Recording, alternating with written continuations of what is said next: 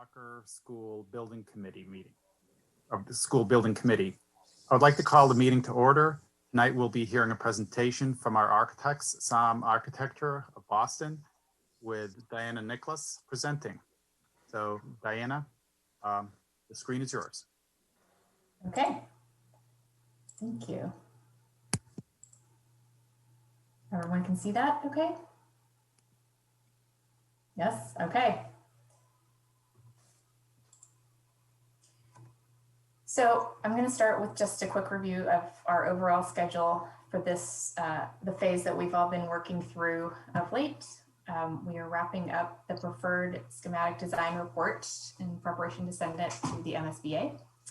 So today we hope to select the preferred schematic, and the design team and the OPM will then finish our documentation and deliver all of the required documents to the MSBA later this week. So I'm going to go quickly through these. If there are people who haven't seen these that have questions, please let me know. But I think this group is generally pretty familiar with what we have, and you saw the same version last week. So if I go too fast, just stop me, but I'm just going to quickly do a high level review. So option A is the addition and renovation. This is the site plan. So again, you see the existing building with the two volumes that are added on to the north.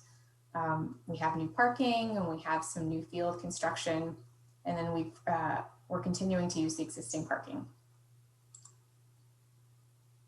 So in the existing building we're going to have classrooms on the lower level, and then you'll see on the next plan, we're going to have some specials and the media center in the upper level of that existing volume. And then in the main volume, we're going to expand the gymnasium to the west, and we're going to expand the cafeteria or the cafetorium to the south as well. So here's the media center I referenced. These are the two classroom volumes. So those are each 2 stories, and each of those floors in each volume is one learning community. So we have 4 learning communities amongst these 2 volumes, and then the one on the lower level here. So that shows you the upper level. So this option would allow for, would require some phasing like all of the options do, but these areas of the existing building would be demolished, but there would be some impact to the occupants in order to expand these sort of central areas and then renovate the existing pieces as well.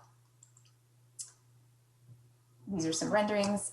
This is the view of the cafetorium. Once you've entered the building and you turn left, you'll see into the cafetorium, and this is the area beyond that we are expanding into with a new facade. And you can see the exit beyond that would replace the current ramp into the western volume. This is the connector to the new addition. This is 5 feet above the floor level of the main of the entry level. So that's a view through the glazing as you would walk up that ramp into those classroom areas. Option B. So we've talked quite a bit about the site, and I think most of you know that we have sort of 3 main elevations of the site, grade elevations, meaning like the height of the soils. So from one level to the next is about 15 feet here and here. And so in order to avoid cutting a lot of the soil and having to move a lot of the soil for construction, we have developed an option here where we're building the entire building on the central plateau. It will require a bit of excavation on the north, but in general, we're hopeful that this one has slightly lower cost involved with the site. So another reminder is that this is oriented directly north and south, which provides the optimal classroom orientations. And then we've expanded the parking area here and the bus drop off to the new entry with covered walkway. And we will add more accessible spaces here, and we will keep this existing parking, add more accessible spaces here to get people up to the fields, and we've added new parking here.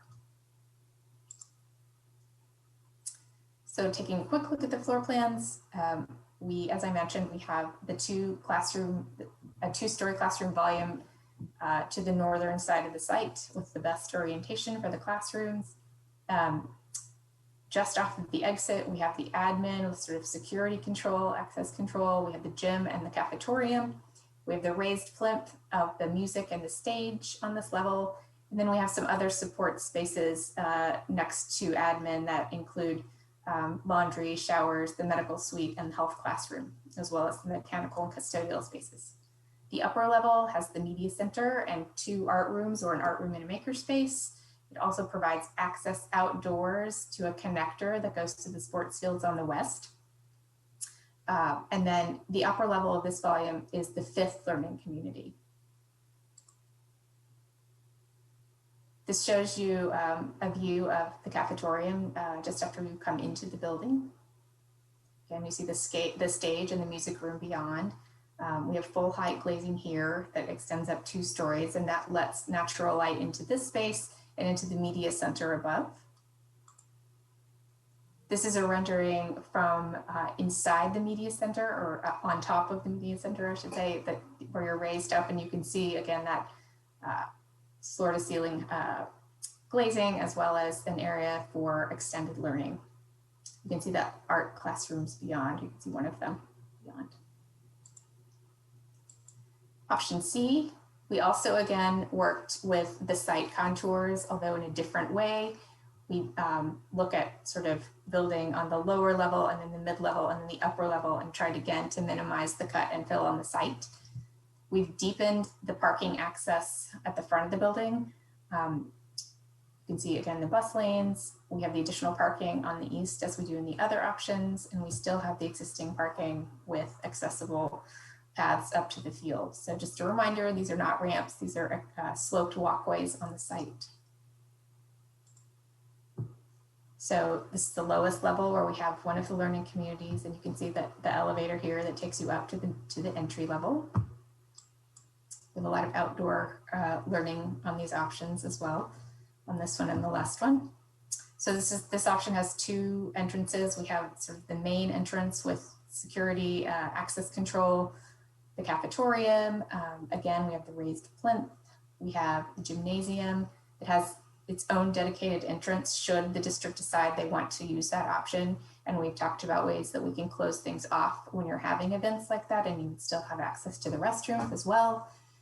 This is the retaining wall in the back, because deliveries will come up on this side, and we would have some sort of lift to get materials and supplies up to the kitchen and beyond into the rest of the building. And we have the single learning community. So here you can see again on the site that we're going up those 15-foot steps. And then the upper level has 2 learning communities on each end, and then it has one that's more central and linear and sort of shares this space. And again, the media center with a ramp up to that, and the art classrooms beyond, as well as maybe an upper level view down into the gym. Looking at the renderings, this is the cafetorium again, just after you come into the building. You can see out to the site beyond. We're trying to connect people to nature in many ways inside of the building. And this is what you would see when you just come up to the 2nd level. You would see the media center with this sort of stairs filling out that the kids or anybody can sit on for events, discussions, etc. You can see the art classrooms beyond, and both the art classrooms and the media center have outdoor learning access here. And you can see the skylight, which we have a skylight in both options B and C over the main entry area. And this is just a summary of the 3 site plans as a reminder of the sort of differences and overall thinking. So we've now discussed the 3 of these for several weeks, and last week we went over this matrix, and I think a bit more information has been added to this, and Liz from Colliers is going to take us through this again. Hi Diana, thanks for that. Colliers, I'm working with Tony and Ken, and we've prepared this evaluation matrix to help with deciding which would be the preferred scheme based on a series of criteria. We have ranked the criteria in order of priority, which you can see on the left-hand side. The highest priority well, for starters, this is a mix of MSBA requirements, the city's wish list, as well as the design recommendations from our design team. And we've blended those together to come up with this list of criteria and order. So the highest priority here across the board was to create an educational facility or campus that would allow for several opportunities for education and also accommodated the program requirements and the overall vision that was discussed previously, and that is weighted with a multiplier of 5. So everything's here from 1 to 5, and that creates 25 maximum points for this specific criteria. So it's a quarter of the maximum score that you could get. And then we go down further with project costs, minimizing disruption during construction to minimize impact on students and staff, potential reimbursable costs or low operating costs, temporary costs, and then safety, access control, traffic impacts, vehicle circulation, pedestrian circulation, basically minimizing the amount of travel time required between classrooms for students and staff. And then contextual fit. So Diana touched on this, but it is a challenging site in that we have a lot of slopes and grades going through the site. So allowing for the building to be as efficient as possible, but also allowing for potential expansions should you need extra space in the future. And then number 7 here, we have community off hours use and recreation spaces that can become available to the public during off hours if required. And then lastly, but not least, is sustainability and connection to the outdoors, which Diana's touched on. Each of these options also touches on that. So that's important. One thing to note is that we did not go through the base repair option in these 3 diagrams that Diana presented, but we've noted it here. It is an MSBA requirement. Basically, this is just to update the current building to code to allow for accessibility and fire and life safety requirements. So it scores very low in the ability to achieve any of the compliance with vision and educational program requirements. And hence it just doesn't meet the requirements for this specific project. Option A was a fairly average option, as you can see here. It did score higher in that it has potentially a lower cost. But aside from that, it's not that great in this scheme specifically. And then option B scored very well across the board, as did option C, but ultimately based on the weighting and the points that were assigned during a previous school committee meeting from this evaluation matrix, it's evident that option B was the most desirable preferred scheme in this scenario. Tony or Ken, did you have anything to add to that? No, that was perfect. No, I'm good. Thank you. Okay, great. Back to you, Diana. So I think this is the point at which, we ask the committee for their input on what they believe the preferred schematic should be based on the information that we've given you. We can also answer more questions about the various options. If you want to get into more detail on any of those. Diana, this is Bob. We do have a question from one member of the committee, Paul Giaquinto. I guess feel free to ask the question. Sure, thank you. Just a question about windows, openable, operable windows. Are they in, what spaces won't have them, or will all spaces have windows that can open? The classrooms would have some operability. Not every window in the classroom would open. And generally, and the admin spaces as well. So spaces that would be, occupied the majority of the day that are smaller could have operable windows, but things like the cafetorium and the media center would not. Thanks. You're welcome. I have a question. Yes, Mayor. In the meeting minutes from the last meeting, and this is obviously concerning to me, for the first time I'm reading, it is unlikely that this project will receive the full 80% because reimbursement depends on several factors. Site work. So either option B or C requires extensive site work, correct? And we're going to exceed that. So the price tag goes out the window. And the price tag still needs to be determined, but I don't get a warm and fuzzy on this one. You know what I mean? So now we're looking at 75-25? I'll take that, Diana. Yeah. Thanks, Tony. Mr. Mayor, yeah. Hey, thanks for taking the bullet. We've always talked about an 80-20 BA factor, and that's contingent on two things. They cap their contribution to site work at about 8%. Right, that's stated. Schemes that you saw, B and C, with extensive site work, actually all of the schemes have pretty extensive site work. That site, from the driveway in, the parking areas, needs to be completely overhauled. What we now need to do is work on a plan, which is what the estimators have developed, that's a full site work package. Now we need to figure out, just as we did with City Hall, are there things that the city can do in advance?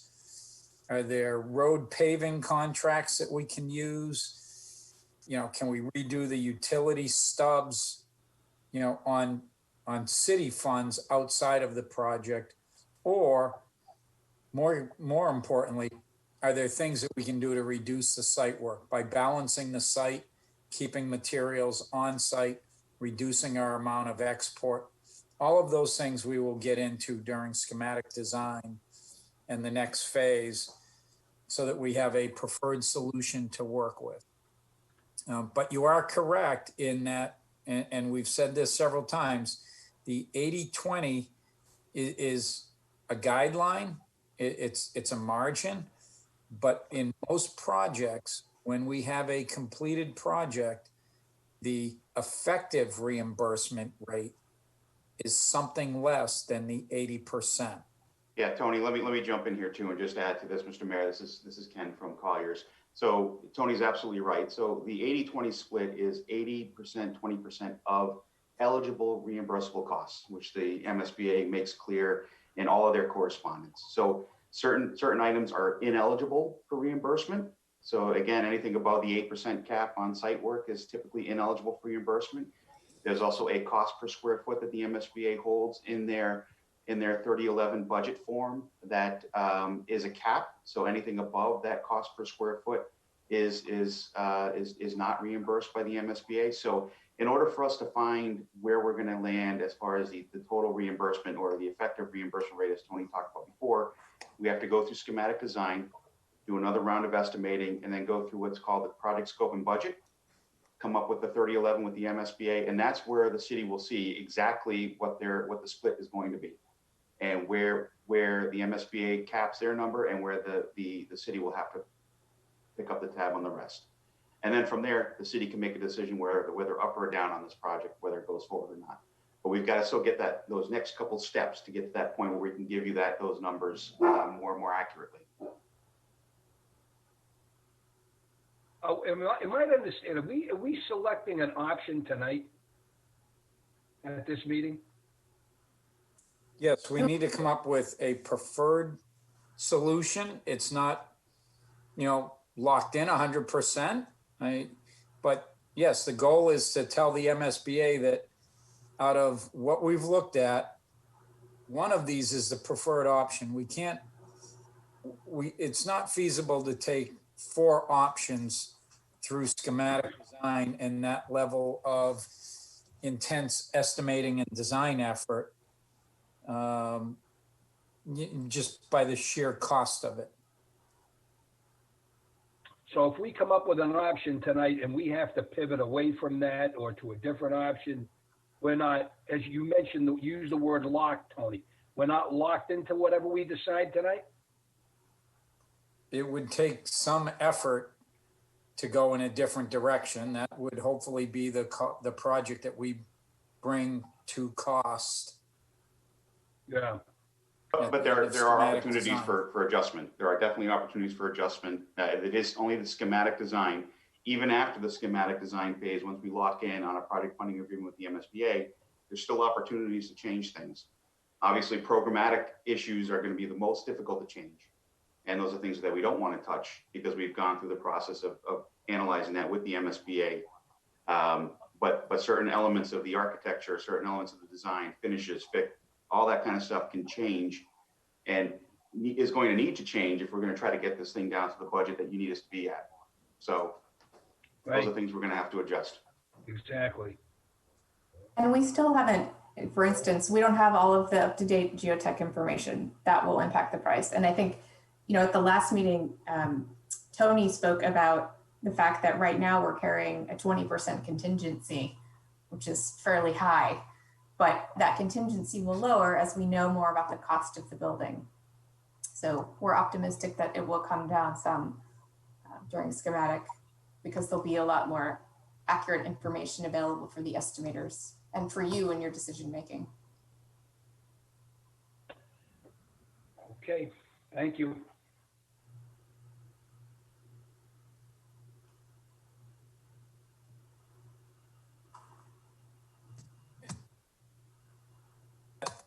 From our standpoint of submitting this week, we look for the MSBA's approval for the preferred schematic. They'll come back just like they have with the PDP, with the program submission with a bunch of their comments, a bunch of questions. We'll have to work through those.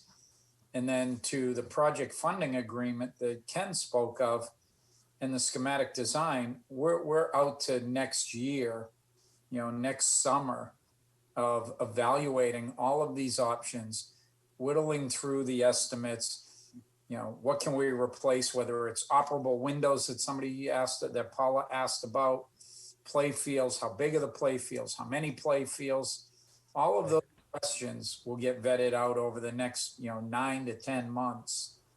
So that's really the period of coming up with the project funding agreement to get to that point that Ken was talking about. The motivation is to remain within what the city can afford. I know I'm probably making an obvious statement, but it's true. Absolutely. And I don't want to wake up one morning and find out it's 5 million more. You know what I'm saying? Yep, we understand. That's going to be the driving force. Okay.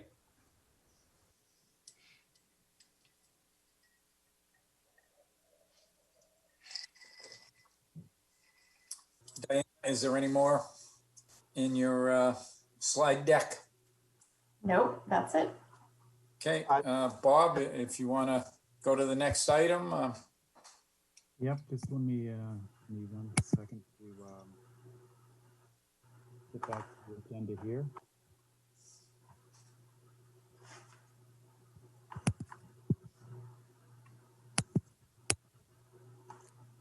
Okay, so is there any new business of the committee tonight? Seeing none, moving on. We do have some public comments I would like to read here. First of all, there are 2 who are registered. Is there a Melissa Lord available to state their comment?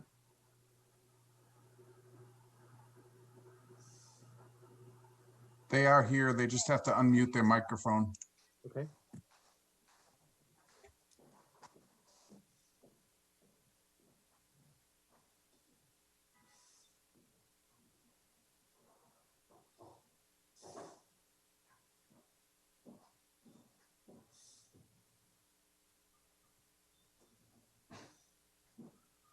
Melissa, are you there?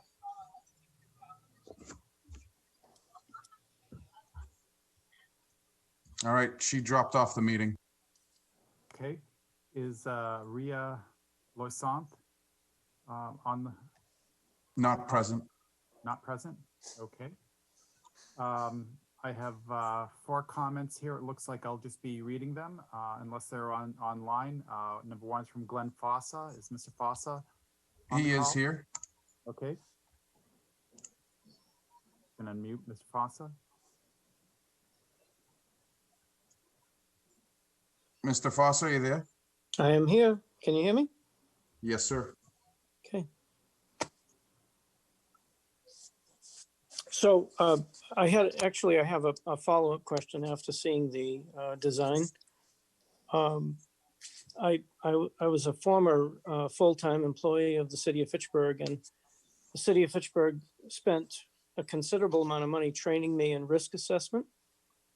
I probably in my career did over 24 risk assessments of city buildings, including educational facilities. And I just wanted to know how much input to the safety of the children was put into the design of the building, where we're in a time when there's considerable challenge to providing on-site safety and security professionals in the building.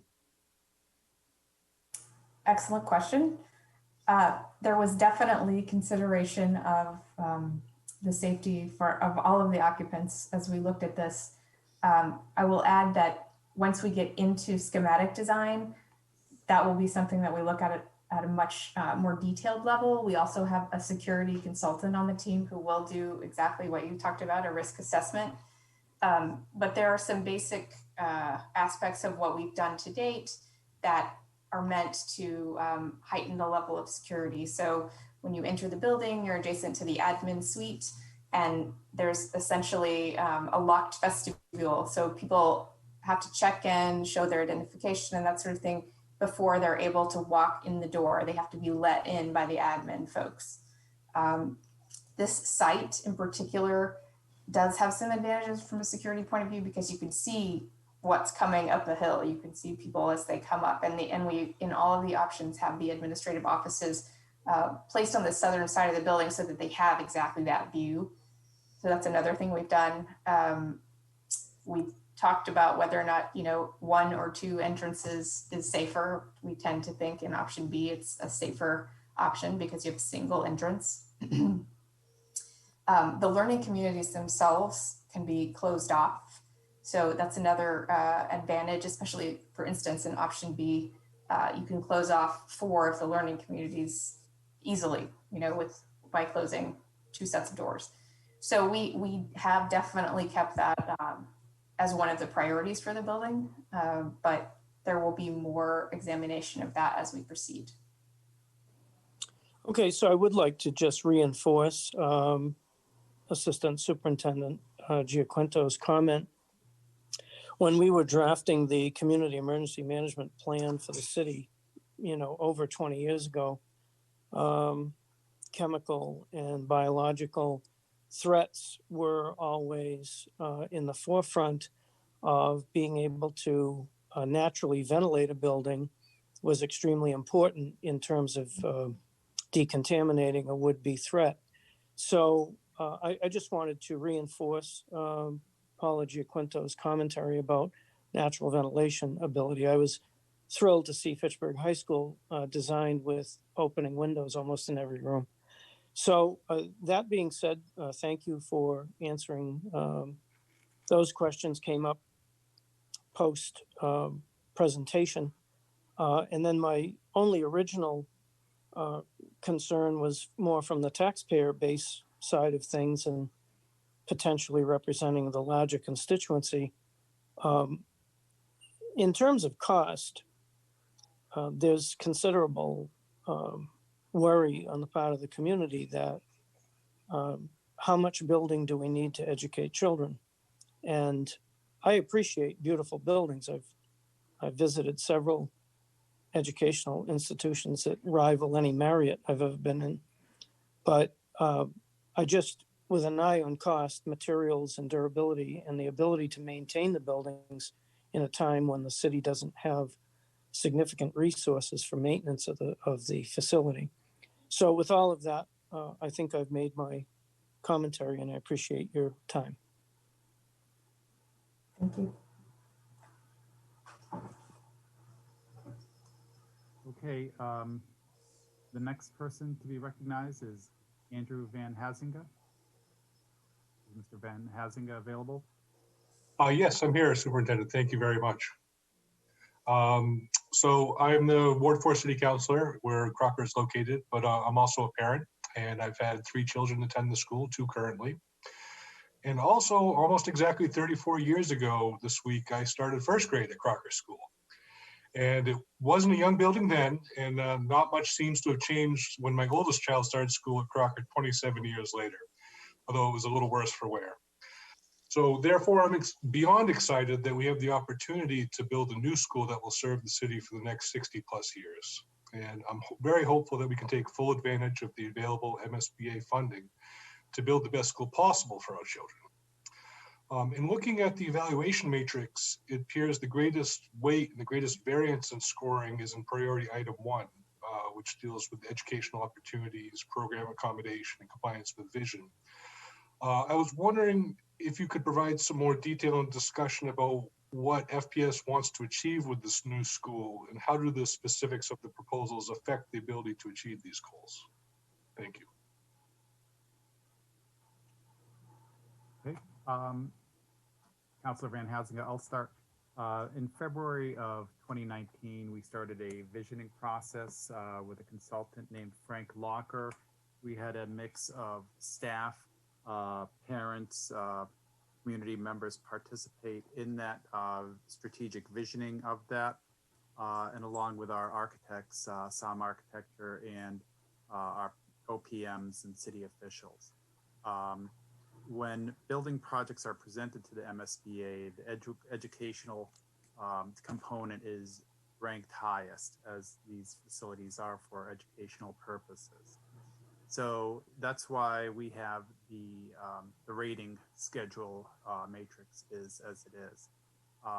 As part of the selection with SOM, we're trying to incorporate a biophilic design into the proposed project.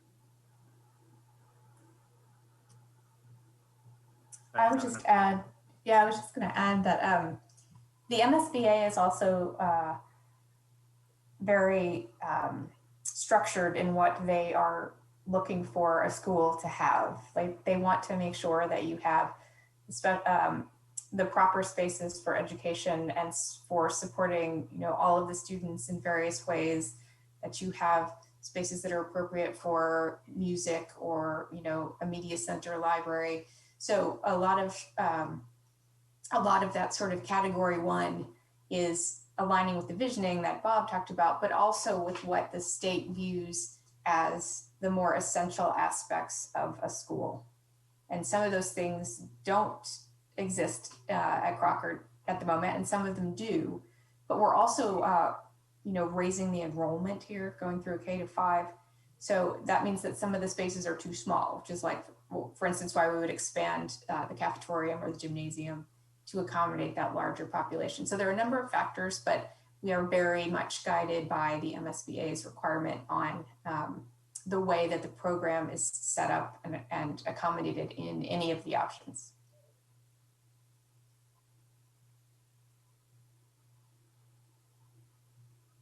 Okay, thank you. So some of the items that are mentioned in the matrix include distinct learning communities. How is that affected in the educational plan for what grades will be in the school, how the classes will operate? I mean, is this basically, will the school function the same as it does now, just in newer classrooms and newer buildings? Or will there be a shift in how the grades and the classes operate? So the concept of a learning community, as we've applied it here, is that it's a group of classrooms that have shared spaces, and that community belongs to a single grade. So that allows for learning opportunities across the grade level, but you could also look at these options such that certain grades could interact with the grade that is above or below them in an adjacent learning community.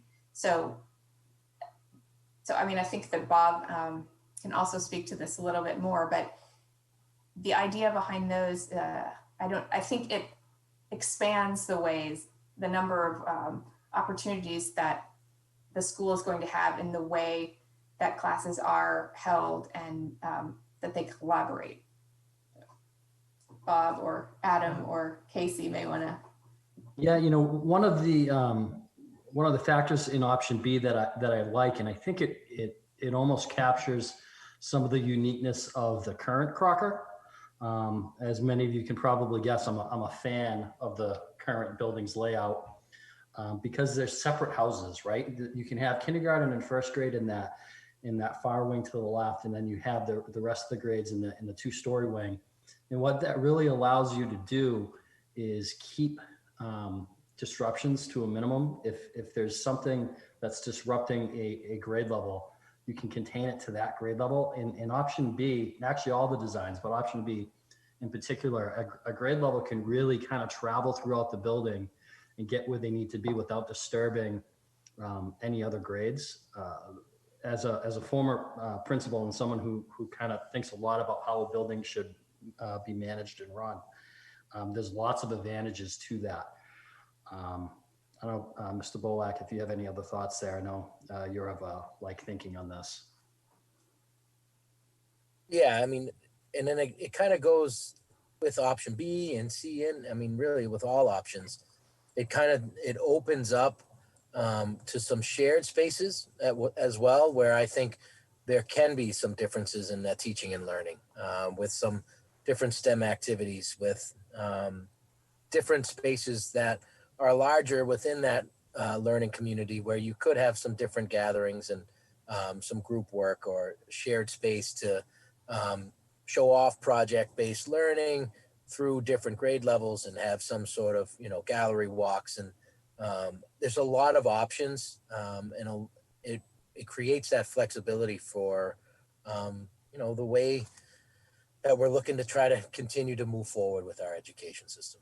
Right. I mean, even Casey, you mentioned the shared spaces, even the ability to start something in science one day and not have to pick it up at the end of class.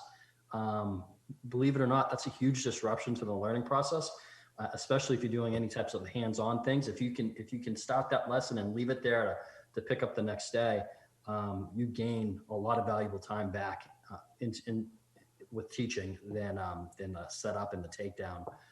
I agree, Case, with the amount that classes can collaborate within one another, and even that the option or the ability to do better push-in for co-teaching with special education and our ELL students is with that option B, all of them, but option B especially will be superb. Just to add to what both Adam and Casey have talked about and kind of what I had referenced, I'm just showing you this exists in all of the options for a learning community, but the sort of aqua colored spaces are what we call extended learning. So, if you had kids in a number of these classrooms that were all working on a report on the same topic, maybe you have one kid in each class that's writing about George Washington or whatever, they could all come together and they could share their ideas. All of these spaces also have this tiny gray line is what we call the STEM alcove.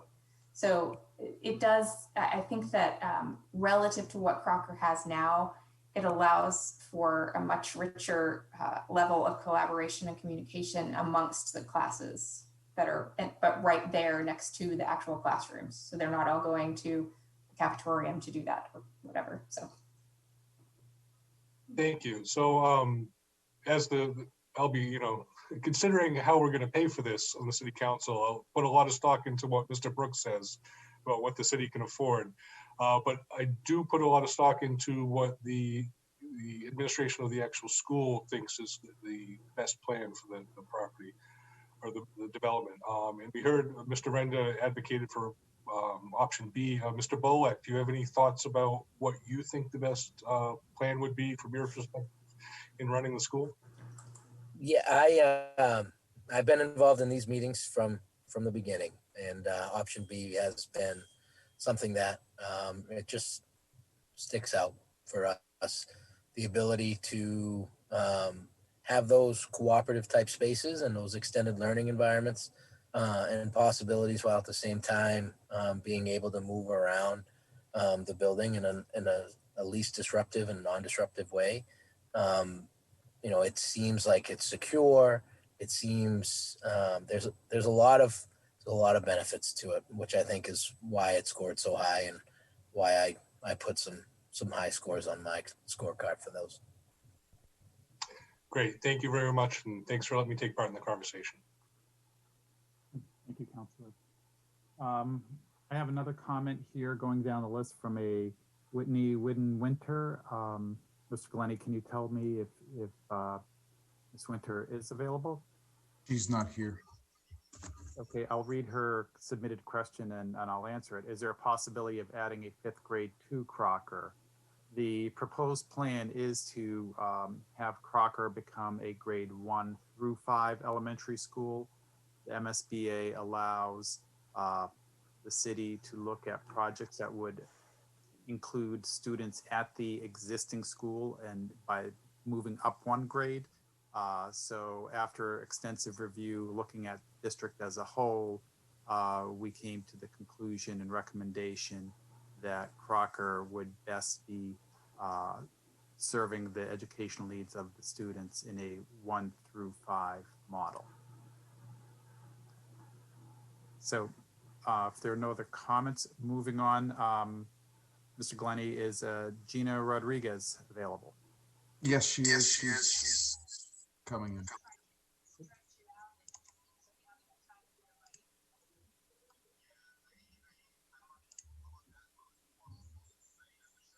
Okay. Good afternoon. Can you hear me okay? Good, loud and clear. Okay, awesome. Thank you for allowing me the opportunity to comment here. I currently have 2 children at Crocker and a little one who will attend in a few years. Glenn and Andrew actually commented on and asked some similar questions to what I had prepared. So if I may, I'd just like to ask a couple clarifying questions. One, Mr. Superintendent, on what you just talked about in switching to grades 1 through 5, I'm curious what happens to the kindergarten and pre-K kids and how do they integrate into the rest of the district if Crocker becomes the only elementary school that only has grades 1 through 5? And just a matter of process, do I ask you all of my questions at once or take them one at a time? Sorry. I'm writing them down, so if you want to keep asking them. Okay, great.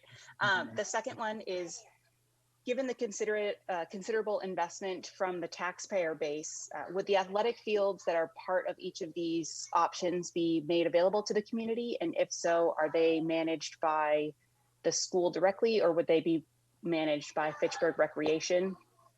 And then lastly, what's kind of the high level timeline? I know that you went through the specific timeline at the beginning and the next phase is schematics, and it was mentioned that it would be 9 to 10 months to go through that. But what would be kind of the targeted ballpark opening date here? Are we talking the 22-23 school year or after that? Just kind of getting a sense for timing there. Okay, I'll try to answer your questions in the sequence that you asked them. So first of all, we're looking at a redistricting plan that would create a pre-K kindergarten center at one of our schools, and the remaining schools would become grades 1 through 5 elementaries. Right now, we're looking at South Street becoming that pre-K kindergarten center, with McKay, Rheingold, and Crocker being 1 through 5 schools. Longsjoe Middle School and Memorial Middle School would then become grades 6 through 8. Versus the current 5 through 8 schools that they are right now. Looking at the investment in the athletic fields, I think we would make them available to the public, and as they're on school property, those fields would be maintained by school department grounds crews.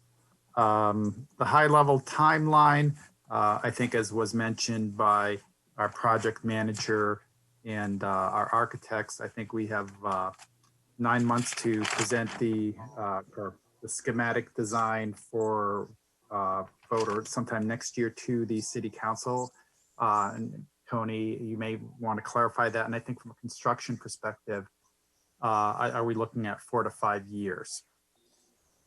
Sure. So a high level timeline would be, 2020 that we're in through 2021 and a mid next year to get through the schematic design, the refinement of the budget, get the city's budget finances aligned, and develop what you heard mentioned was a project funding agreement with the state. So we get all of our schematic design thought through, we get all of our money lined up, September, let's say, of 2021. Go on for another several months, completing the design process into 2022. And then from there, it's more likely a 2024, 25 before we're actually complete with construction, depending on which of the options we go to. If we do end up with the renovation addition, then the kids stay there and we end up doing a lot of summer phased work, moving kids from one side of the building to the next, adding and shifting around. Certainly the cleaner way is to build a new building out back, move all the kids in there. But you're ultimately you're looking at a 2025-ish for completion. Great, thank you.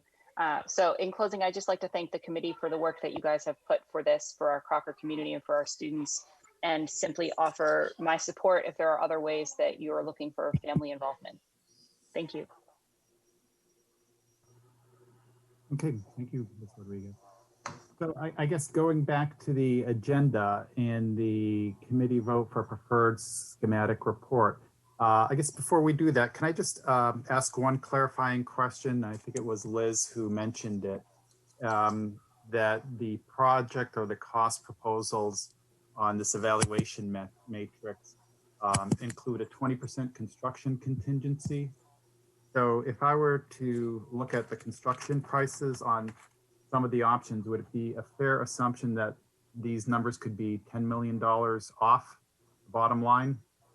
I think we need to hold that in abeyance. The contingency that was discussed, I'm assuming, was the design and pricing contingency, which is usually part of your conceptual early design estimates. And what ends up happening is, as more design is done, then that design and pricing contingency gets reduced.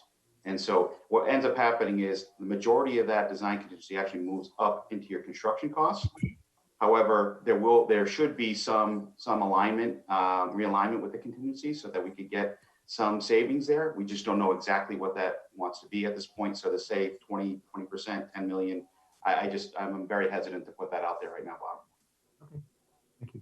The other thing to note, aside from design and pricing contingency, is we also are carrying construction and owner's contingency in here as well. And just to follow up with Ken's comment, all of that gets refined as we get down the process. We're at a very high level design right now, and that contingency will not be finalized until we're well into construction.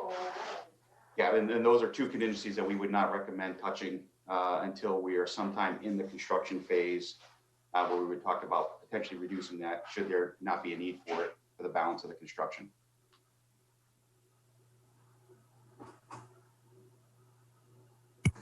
Okay. So at this point then, Tony, I'm looking to you for the process here on the vote for the preferred diagram. And do we only have the voting members of the Crocker Building Committee on this? Yes, we should only have people voting who are your actual school building committee members. Somebody should make a motion to submit the preferred schematic report to MSBA, recommending either option A, B, or C. Somebody will need to second that. And then if there's any other discussion, we can document that. What we need to be able to do is include the meeting minutes from this meeting in the report. MSBA wants to see that those committee members understood the design, went through the evaluation matrix, understood and agreed with everything, and that is your preferred solution. You know, one of the things that I'll backtrack a little bit on here, you know, MSBA does this for all of the communities and school districts across the state. They see hundreds of these things a year.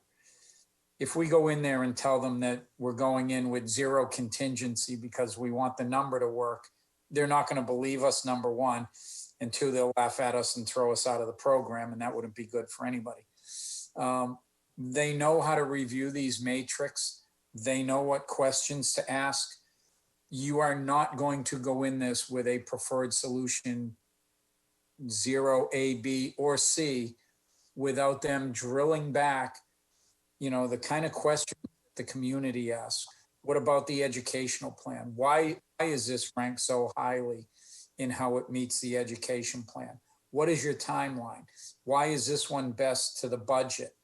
How are you going to get these other ones back in line? Because in this report, we also include a letter from Calvin and the mayor indicating what our budget is. And they're going to see the same numbers that you all are seeing, saying, okay, you've got a budget of 60, 80, 20 effective reimbursement.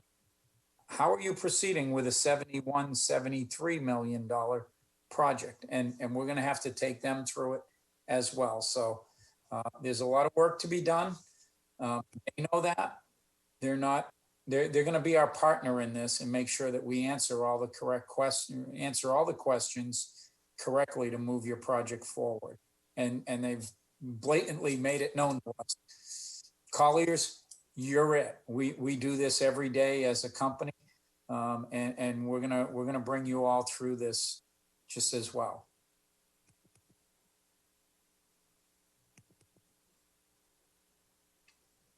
Okay. So should we go through the, do you have a listing of the voting members, Tony? And do we do a roll call and for which was the preferred option first? Somebody, one of you should make a motion first so I can get a motion and pick which option you'd like. Well, I can make a motion. Pete Stevens. I can make a motion for option B. That's my preferred pick.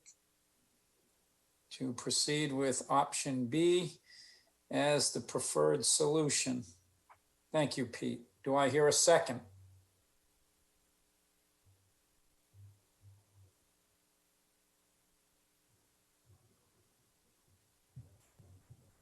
I can second that. Thank you. You're welcome. Welcome. Quite the pregnant pause. Holy smokes. I know. It was like, okay, we going backwards?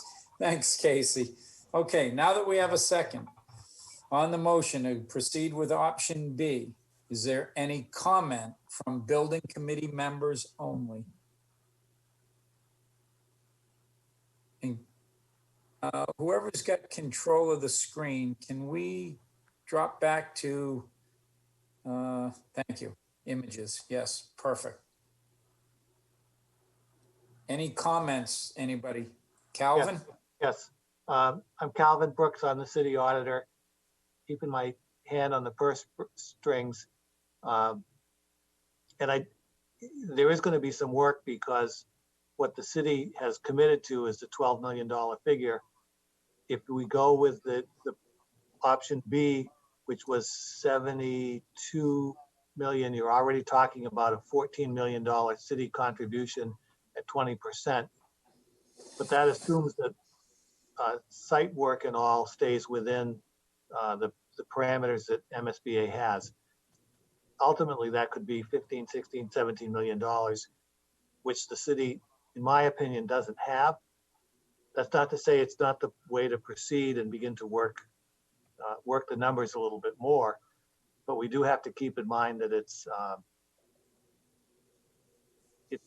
right off the bat, we're squeezing the budget. We're going to have to squeeze the budget on the project. Thank you. Okay. Anybody else?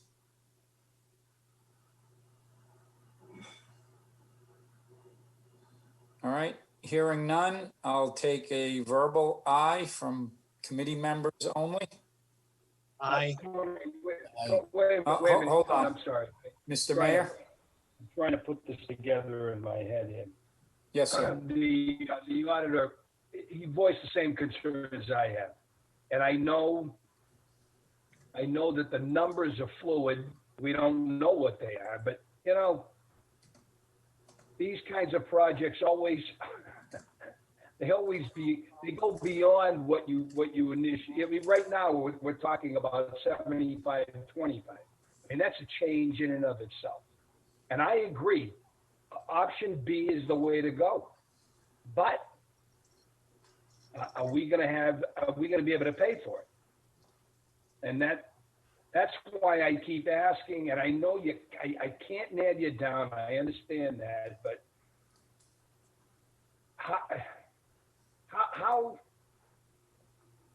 how locked in are we gonna get? The further we go into this, the more it's going to be almost impossible to pivot out if we had to.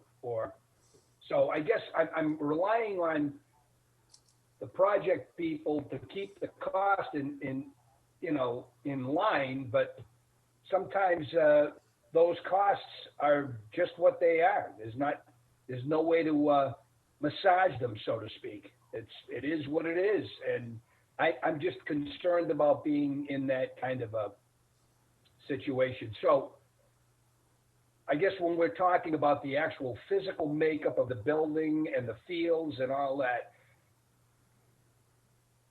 I think we're going to have to be very, very careful what we ultimately end up with. That's it. I know that's pretty cryptic, but No, we agree. We agree, Mr. Mayor, definitely. We got our work cut out for us. thanks.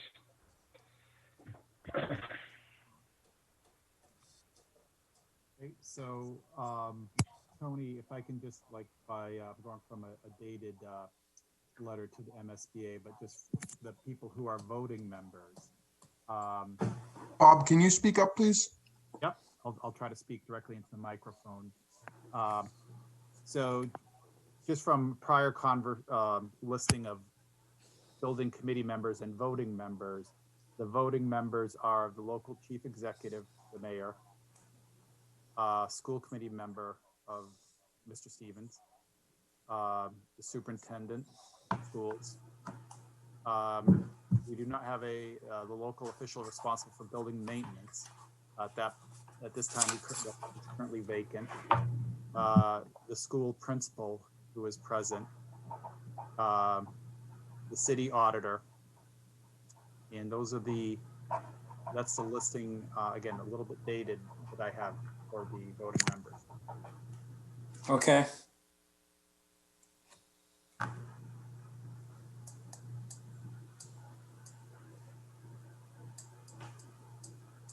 So you have 6, but you've got one that's out, that you don't have a facilities director. So, And Mr. Mayor, how say you?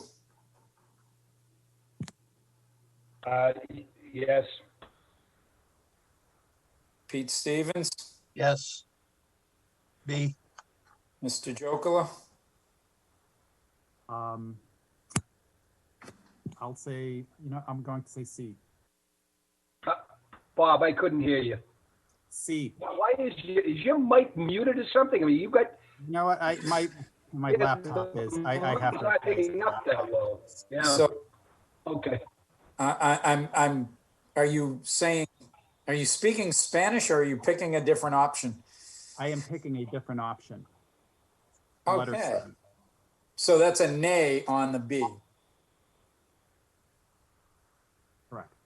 Would you mind me asking what your option would be, Bob? Well, I guess I'm trying to look at the whole picture, and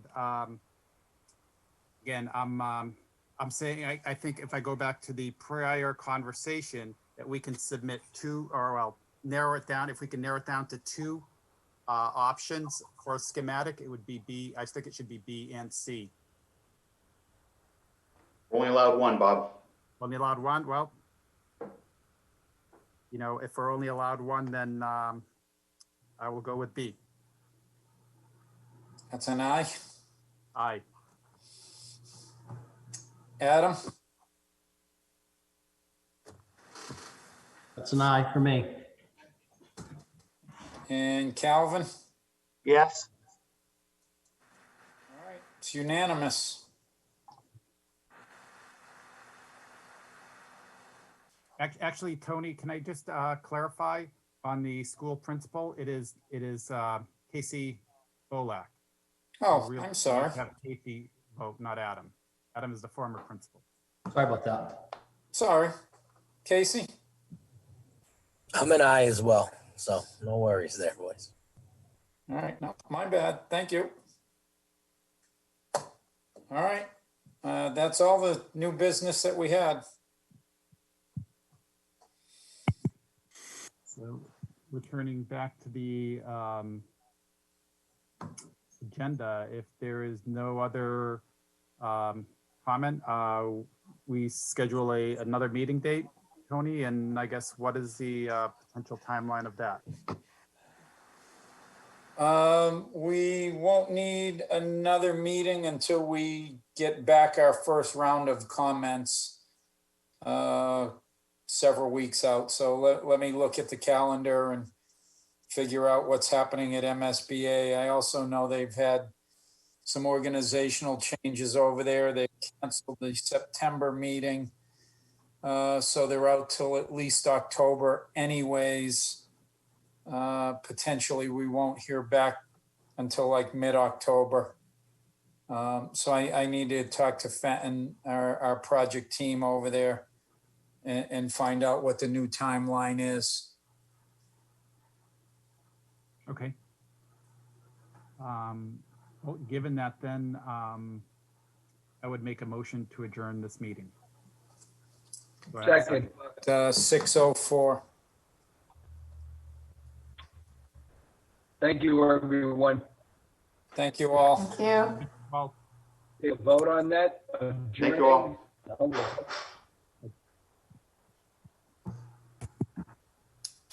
Have a nice night. Thank you. Thanks, you too. Mr. Mayor, Calvin, see you tomorrow at 2.